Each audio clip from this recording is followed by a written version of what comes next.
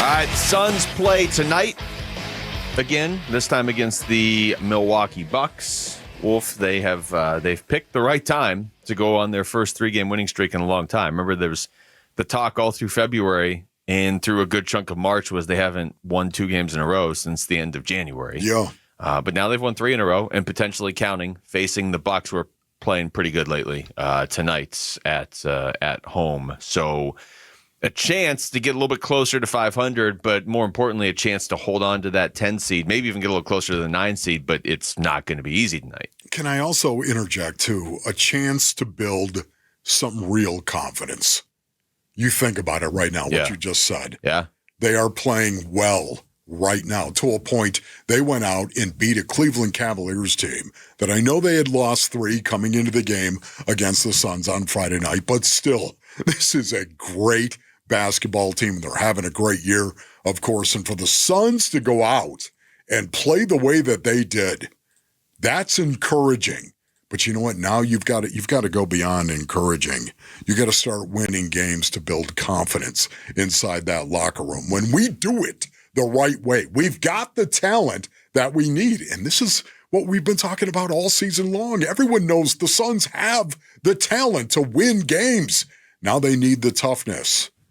And that's what these young guns are providing. So I'm just going to highlight 3 guys. I mean, I know you could make a case. You could throw Bol in there, Cody Martin, whatever. But I'm just going to highlight Ryan Dunn, Oso Ighodaro, and Colin Gillespie. See, I wouldn't throw Bol in there. And the only reason why I say that right now is it's not watching Bol. He's more talented than he is tough, in my opinion. Okay. At this point of his career. That's fine. He's more talented.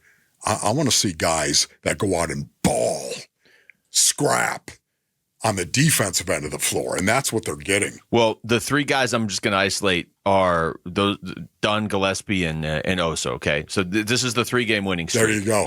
They beat. I call them the sun spots. The sun spots. Because they're spot starters? I've totally dumped the solar flare. I call them the sun spots, basically. Okay, you dumped that pretty quickly. I did. Like I didn't like over it the weekend, because I think Paulie actually came up. Oh, with that I is. remembered. Wait a minute. Paul came up with the solar flare. Run. Well, no. Remember, he wanted the Valley Suns to be called the Planets. Remember? I forgot about that, Paulie. They were okay. Not. He was so jacked about that too. Paulie Planet. So they beat Toronto by 40. Ryan Dunn started. Colin Gillespie started. Oso didn't start, but he was a plus 39 in the game. Okay. Yes. Then they beat Chicago, and Ryan Dunn starts. Colin Gillespie starts. Oso doesn't start, but he still plays 20 minutes, and he's pretty effective in the game. So then you get to the Cleveland game. Ryan Dunn starts. Colin Gillespie starts. Oso starts and plays 44 minutes. 44 minutes. So they're not just like, hey, okay, the season's over. You go ahead. You can play 4 minutes when nobody's looking. They're leaning on these guys. You're still leaning on Durant and Booker. Sure. But then you're leaning on these 3 guys. Yes, and they only played an 8-man rotation as well. Yeah, that's what was very interesting there against Cleveland. Royce O'Neal, Cody Martin, and Tyus Jones. Cody Martin just he made plays again. His plus-minus wasn't great. His box score wasn't great. Watch the game. Mm-hmm. And Cody Martin had a positive impact on what the Suns were doing. It's truly incredible. Are you going to continue to go with this rotation going forward? What do you want to see from the Phoenix Suns tonight? Well, here's what Devin Booker said about that lineup. I mean, it's a great lineup. I'm having fun with it. But we're hanging our hat on the defense end. We've been saying that all year, and, it's super important. We can score with the best of them, and, I feel like it's easier to score, after we're getting stops and, getting cross matches in transition and making plays for each other. What do you want to see? What do you want to see from the Suns tonight? You don't change anything. Nobody's going to fault Coach Bud if they run the same lineup out there and they lose to Milwaukee. Nobody's going to be like, well, what are you doing playing Ryan Dunn and Oso? He's right. Like, well, look at the last 3 games. Right. Be quiet. Look at how my players are reacting. Look at the 4th quarter of the game against the Clippers a few weeks ago. Like this right now is giving him the best chance to win, and you're winning. If it stops winning, then you could have the conversation about changing. I'm with you on that one right there. If you didn't play against the Cavaliers on Friday night, you're not playing against the Bucks tonight. That is, I mean, I kid you. Why wouldn't you? Just try to run it out there again and see if these guys are going to start building chemistry. Why wouldn't you do that? I would. The only thing I would adjust with what you're saying, and this is why it would be great if we were both coaching a team, I would be like, if you didn't play on Cleveland's game, don't expect to play much tonight. But if they get like a couple guys back that might give me a bigger than 8-man rotation, I might look at it later in the game. Can you imagine if I was your head basketball coach based on It'd be a lot of just play harder. oh my goodness. That would be This would be a great bit that for would the be show. Awesome.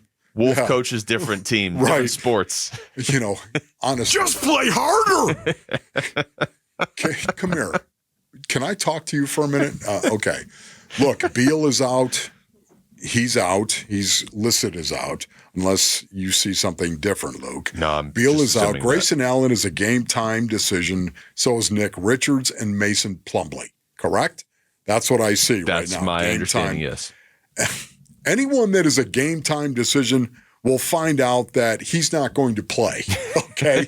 He's not going to play tonight. If I were the coach, he's not going to play regardless of how they feel, because my game-time decision is we need the same 8 guys that beat the Cavs to take the floor again.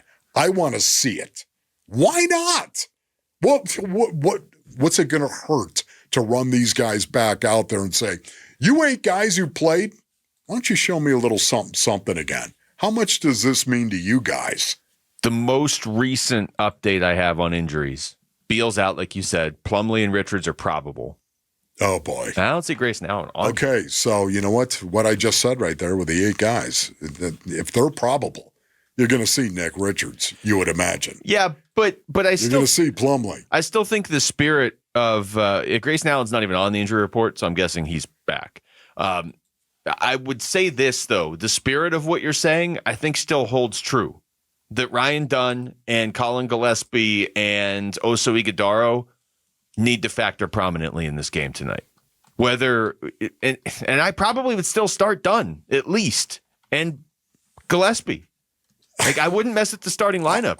I'm not sitting down Colin Gillespie. I'm not going to do it. I know it seems unconventional. The kid is scrap city. But they keep winning. I'm just saying right now, I'm not sitting down Ryan Dunn either. No. Oso, yeah, okay, maybe I'll bring Oso off the bench, but man, he's going to get a lot of minutes right now. But he might not. Maybe you can take some of those 44 and give them to Plumlee or Allen or whatever. You know what I mean? Maybe Oso gets 26 or something. I don't know. Richards or somebody. Yeah. I don't know. You're going to have to do something. It's going to be really interesting to see this. This is fascinating. Yeah. Coach Bud, what are you going to do? What is the rotation? Oh, by the way, you're coaching against your former team tonight that you won a title with, too. So make sure you bring your best. Especially because it's really about the defensive end of the floor. Again, I was talking about this earlier, but it's so important that you understand talent and toughness. With every team sport, that's what you need. And I don't care what sport you're talking about, you need talent and you need toughness. The Suns have been looking for the toughness all season long. And all season long, we've been talking about it. The talent is there. The toughness is not. And that's why there were 6 games under 500. Yeah. I mean, this lineup represents a complete flip from earlier in the season when you were like, oh, but this roster is so talented. Okay, but they can't beat Portland. That's right. And now you have this starting lineup Twice. out there the other night. Yeah, Dunn was actually in the starting lineup against Portland, I guess, but it was KD, Richards, Tyus Jones, Devin Booker, and Ryan Dunn for one of the Portland games that they lost back to back. Now you go out there and you play Cleveland, and it's KD, Booker, Ryan Dunn, Oso Ighodaro, and Colin Gillespie. You are the worst team on paper, and you win. Dogs. When you're the better team on paper, you seem to lose if you're the Suns. So, it helps to have KD and Booker. They've each had 40-point games. It's totally energizing those guys. It sure to seems see like these young guns that are out there. And I can understand that. Okay, we're getting the break. You are getting the breaks. Yes. Isn't it nice to want to talk about the Suns again? I just wanted to go off right there. Yeah, we'll get Rick back into was that. looking at me like, hey, don't you dare. Thanks for watching Wolf and Luke. Tap to see more and click the button in the middle to subscribe to Arizona Sports.